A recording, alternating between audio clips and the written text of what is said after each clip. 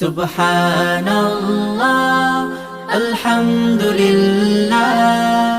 লা ইলাহা ইল্লাল্লাহ আল্লাহু আকবার লা ইলাহা ইল্লাল্লাহ লা ইলাহা ইল্লাল্লাহ আল্লাহু আল্লাহু আল্লাহু আল্লাহু আল্লাহু আল্লাহু আল্লাহু আল্লাহু আল্লাহু আল্লাহু আল্লাহু আল্লাহু আল্লাহু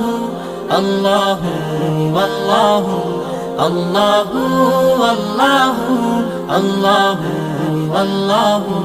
আল্লাহু লা ইলাহা ইল্লাল্লাহ গুনাহগার বান্দা মোরা ক্ষমা